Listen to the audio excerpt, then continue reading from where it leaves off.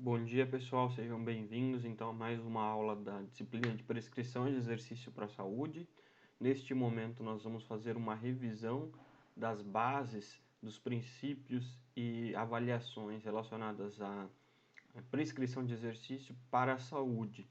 Então, no dia de hoje nós faremos a primeira parte dessa aula de revisão. Essa aula de revisão é dividida em 3 grandes partes que serão distribuídas ao longo desse semestre. O objetivo, então, é relembrar essas aulas sempre que for necessário. E no dia de hoje nós veremos os princípios do treinamento. Nas próximas aulas, revisaremos, então, os conteúdos e testes e avaliações relacionadas à saúde. Como se faz, quais são os principais testes, quais são as principais atividades que devem ser planejadas para avaliar o sujeito que está propondo, que está sendo proposto então o exercício para melhora na saúde, então os benefícios relacionados à saúde e não ao treinamento e não ao desempenho. Então existem algumas diferenças nessa parte de avaliação que são necessárias ser revisadas e outras são novidade que a gente vai tentar observar as principais recomendações do American College e de outras pesquisas aprofundadas nessa área. Bom, partimos então para a primeira etapa da aula de hoje. A revisão de hoje então começa com uma pequena avaliação, uma pequena revisão do panorama geral de uma prescrição de exercício. Então, para iniciar, a gente precisa destacar o que é um panorama geral de prescrição. Nesse sentido, a abordagem de uma prescrição, quando a gente vai prescrever o exercício, é necessário começar por uma avaliação. Essa avaliação ela deve ser completa, então deve constar aí uma avaliação de anamnese, uma avaliação clínica, uma avaliação física, os testes, as medidas, quais os objetivos e assim por diante. Porém, o que deve ser considerado nessa avaliação, que é muito importante, que a gente não pode deixar faltar, é que ela tenha validade. Então, a validade significa que ela passou por um processo experimental, esses testes, essas medidas, essas características que estão sendo avaliadas, e essa proposta que você está executando, ela tem validade. Isso significa que ela está realmente avaliando aquilo que se propõe a avaliar. Então, se eu estou fazendo um teste, ou estou propondo numa prescrição, um teste de VO2 máximo indireto, que eu não vou usar nenhum aparelho, apenas um teste que a gente estima o resultado do VO2, que é necessário em muitos casos mesmo relacionado à saúde, é necessário que essas equações estimativas tenham validade, que ela esteja validada para a amostra que a gente está utilizando ou para o nosso sujeito, então temos que tomar o devido cuidado nesse sentido. O segundo critério importante seria a precisão. As medidas podem conter erros associados, então, à aplicação, o jeito que você aplicou o teste, o erro de instrumento, então eu utilizei o instrumento incorreto, ou o próprio instrumento tem algum erro embutido por conta das avaliações, então essa validade demonstra esse tipo de erro, o erro de técnica, o erro do avaliador, o erro de estimativa, no caso de uma equação, e outros tantos mais possíveis erros que estão relacionados então com uma redução dessa precisão. E essa precisão afetada, a gente pode pelo menos saber o quanto impreciso foi o teste para poder determinar como melhorar isso, ou mesmo que não consiga melhorar, que a gente saiba qual que é o erro associado então a esta medida proposta.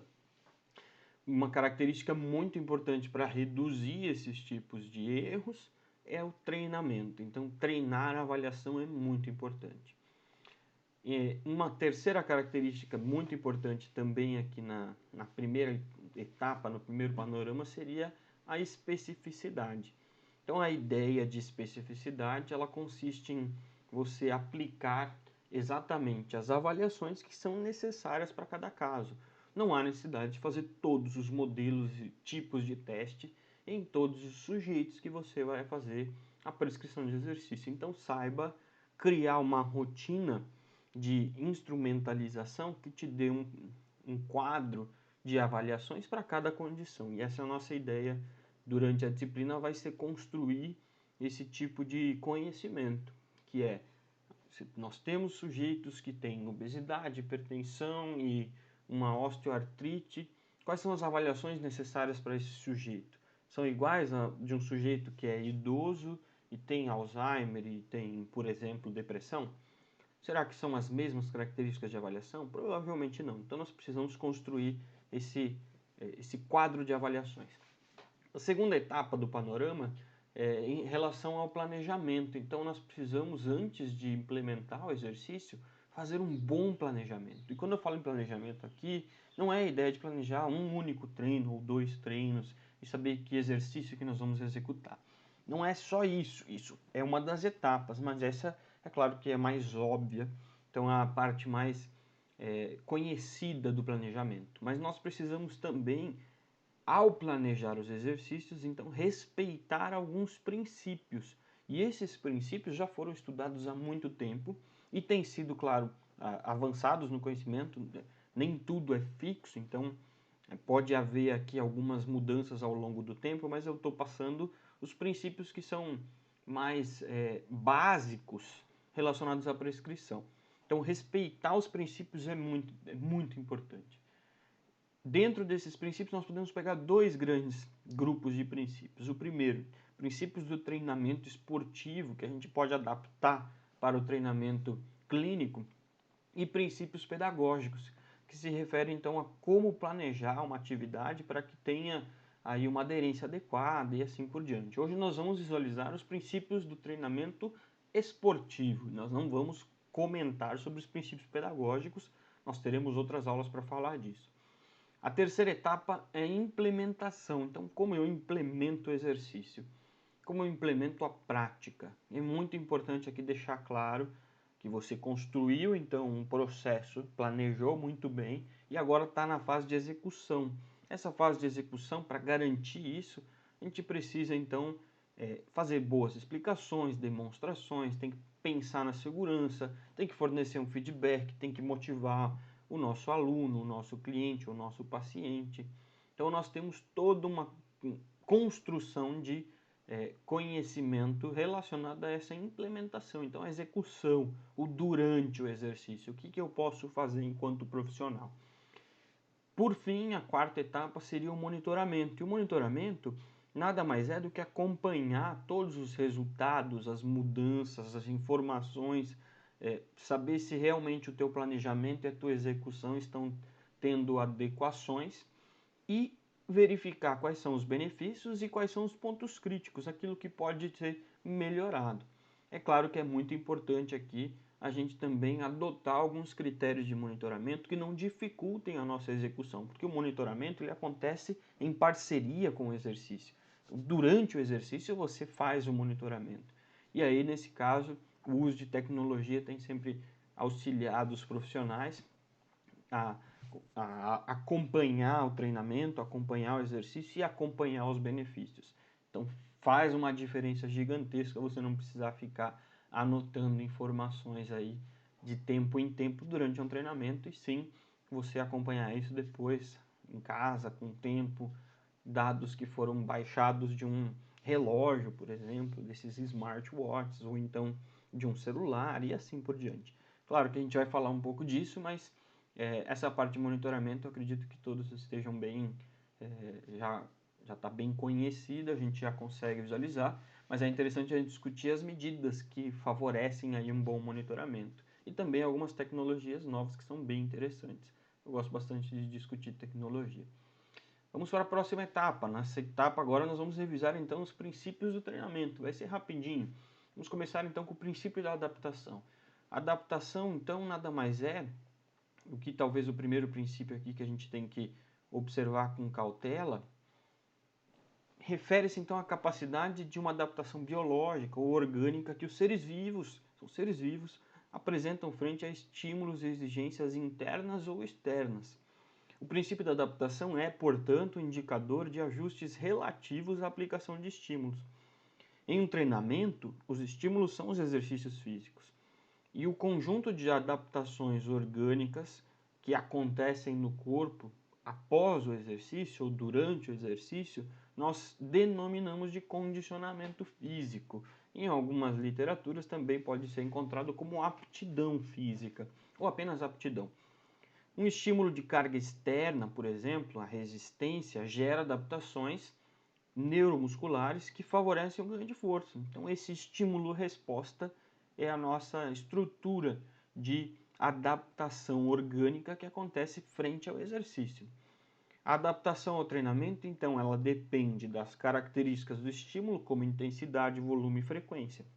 Na ciência do exercício, nós denominamos este processo de estímulo e resposta como síndrome de adaptação geral.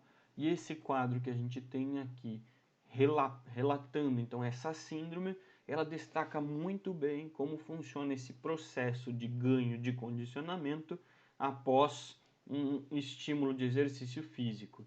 Em geral, a ideia de supercompensação que o corpo produz adaptações para que num próximo evento similar ao que foi estimulado com o exercício, não ocorra o mesmo tipo de dano ou a mesma fragilidade no condicionamento.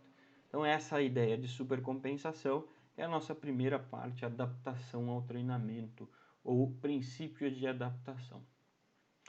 Um exemplo interessante aqui, que é um dos mais claros e utilizados talvez na literatura, é o exemplo do ganho de força ou do ganho de hipertrofia muscular. Então, um exercício, por exemplo, provocando um dano no tecido muscular, estimula adaptações que podem ser neurais, podem ser teciduais ou celulares, e que, dependendo da frequência desse exercício, a ideia do corpo ou da adaptação neste caso é que os danos musculares que já foram causados na primeira vez e na segunda vez e assim por diante sejam reduzidos. Então, que um dano futuro não aconteça com a mesma aplicação, a mesma exigência externa do corpo, ao corpo. Então, essa ideia de estímulo e resposta aqui gera uma adaptação que vai gerar um ganho de força, uma síntese proteica, hipertrofia, e lá no final da cadeia, a ideia central é reduzir o dano muscular ao mesmo estímulo. Esse tipo de adaptação, então, é um exemplo claro de como o corpo se adapta aos estímulos de exercício, e isso aqui tem, claro, uma literatura muito vasta para entender todo esse processo. Nós estamos falando apenas do princípio, então não vamos adentrar ao processo, ok? O próximo princípio, então, seria o princípio de sobrecarga progressiva. Veja que interessante. Então, para que, já aproveitando o gancho do princípio anterior, se o corpo se adapta com o intuito de evitar o mesmo dano, por exemplo, quando a gente fala em dano muscular, a ideia de manter o mesmo estímulo não é interessante para gerar adaptações que a gente fala em aumento de condicionamento, uma vez que, nesse caso, o condicionamento ficaria estável à medida que o corpo se adaptasse.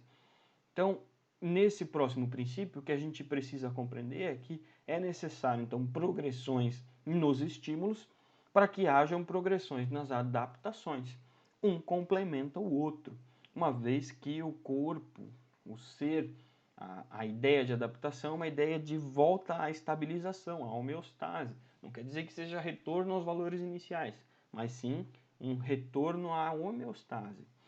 E aí o estímulo então deve ser progressivo à medida que as adaptações gerem benefícios e equilibrem, que façam esse balanço entre dano, entre prejuízo e entre resposta. Então, novamente, sobrecarga progressiva para que hajam novas adaptações assim que o corpo se estabilizar. Um próximo princípio seria o princípio da reversibilidade. Olha que interessante como eles se complementam. Então, em caso de estímulos constantes, como se fosse sem ter a progressão, ou interrompidos, o terceiro princípio, então, sugere que todas as adaptações poderiam ser revertidas para o estágio normal, para como era no baseline, vamos dizer assim, do início do treinamento. Contudo, na realidade, a ideia de adaptação não refere-se apenas às adaptações positivas. Nós precisamos entender que a adaptação é adaptação tanto para bem quanto para mal. Então, estímulos, por exemplo, sedentários, geram adaptações prejudiciais, como a redução da capacidade cardiorrespiratória, a capacidade metabólica. Então, existe um prejuízo que é adaptativo de se ficar em comportamentos sedentários por muito tempo. Então, mesmo os prejuízos são adaptações. Portanto, a interrupção de um exercício, de uma prática de exercício, gera uma adaptação que pode reverter o ganho que foi estimulado pelo exercício. E essa ideia é interessante. E essa ideia é interessante para que a gente tenha uma manutenção, uma aderência na atividade para que ela também comprometa aí um ganho e uma elevação nesses benefícios, ou pelo menos sustentar os benefícios que foram conquistados. A velocidade da perda desse benefício conquistado, ou desse condicionamento já conquistado, depende, então, do tipo de condicionamento que nós estamos falando, da genética do sujeito envolvido, das doenças associadas e também dos comportamentos associados. Então, princípio da reversibilidade. E o princípio seguinte fala sobre a variação e recuperação.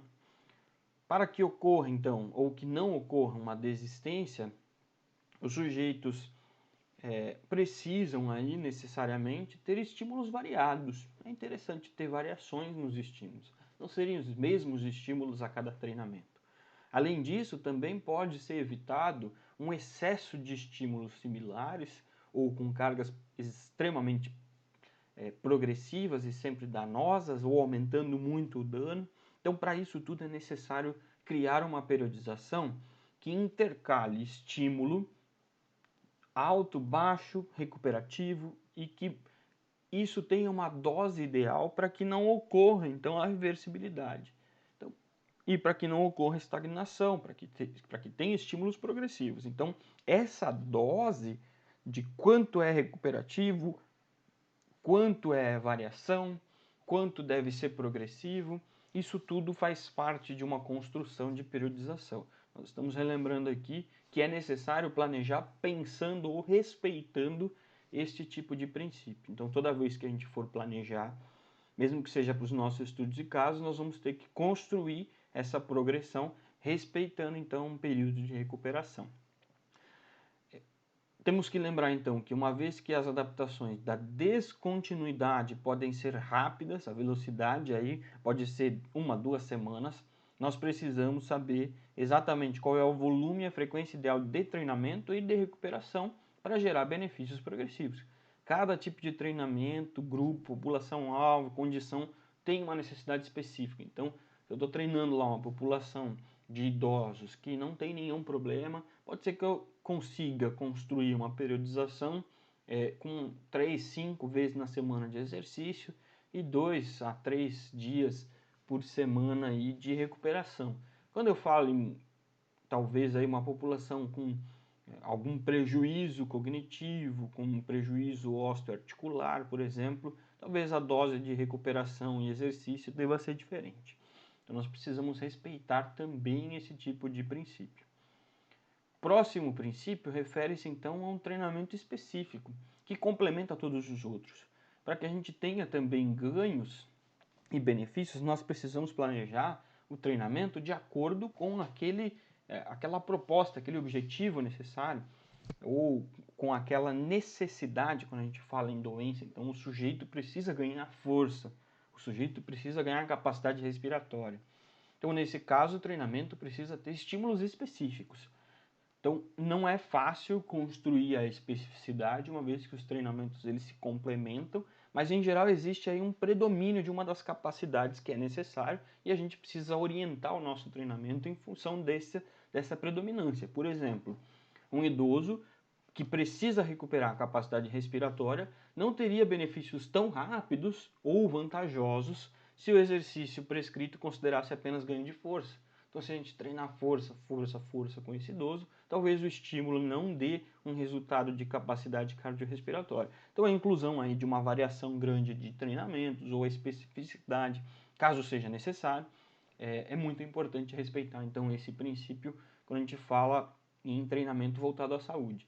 Especialmente porque alguns tipos de treino não são aplicados para algumas doenças, enquanto outros são aplicados especialmente para algum tipo de doença. Nós veremos isso passo a passo em cada uma das doenças, mas é importante a gente relembrar que então a especificidade daquela condição de saúde pode gerar um treinamento diferente, ou um modelo, ou um protocolo, ou simplesmente um único exercício que é diferente de outros treinamentos de outros pacientes. Terminando aqui, faltam dois princípios, nós vamos para o próximo, que é a individualidade biológica. E aqui a gente já complementa com especificidade, uma vez que é muito importante a gente entender que cada indivíduo é um indivíduo e ele é construído com base então em ambiente, em genética, em comportamento, e esse tipo de construção gera uma resposta diferente para cada sujeito frente ao mesmo estímulo. Então nós não podemos cair na cilada que acontece muito, por exemplo, este treino deu certo para o meu aluno, vai servir para o seu aluno, ou, por exemplo, 2 meses de treino foram suficientes para eu perder aqui, sei lá, 20 quilos, então pode ser que sirva para você também. Então a frase que exemplifica muito bem a individualidade biológica é: não meça seu progresso com a régua de outra pessoa. Cada sujeito tem um progresso diferente, responde aos estímulos de maneira diferente. Existem teorias tentando padronizar perfis de sujeitos, então nós temos lá as teorias anatômicas, tem as teorias genéticas, que tentam padronizar: esse sujeito aqui é morfo, esse sujeito é ecto, esse sujeito é endodermo e assim por diante.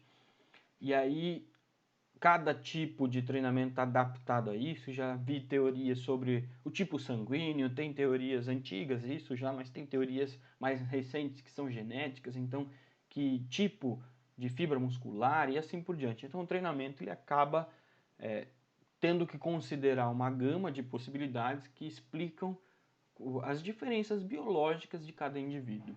Mas isso é mais focado quando a gente fala em desempenho.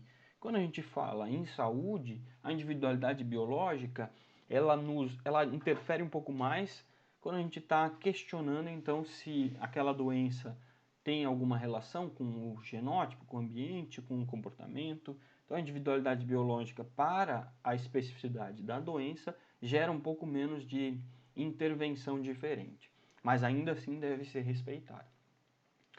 E por fim, nós temos que falar sobre a interdependência volume e intensidade. Volume e intensidade são características que se relacionam inversamente em uma prescrição de exercício. Olha que interessante. É metabolicamente improvável sustentar uma atividade intensa por um período longo de treinamento. É muito improvável. Assim como a baixa intensidade e o baixo volume não geram estímulos suficientes para garantir adaptações com reflexo na saúde. Então é muito importante a dose ideal, tanto de volume quanto de intensidade. Essa brincadeira é uma brincadeira que precisa ser respeitada e periodizada. Esta balança entre volume e intensidade faz parte de todo o processo de criação, de construção da periodização do treinamento e da prescrição. Para fechar, então, vamos visualizar quais são as aulas que serão revisadas então nas próximas etapas. Nós temos 3 partes. Nas próximas aulas, então, falaremos sobre avaliação para exercício, testes e avaliações relacionadas à saúde, teste e avaliação em exercício clínico. Muito bem. Até breve, pessoal. Já já nós conversaremos sobre novos tópicos.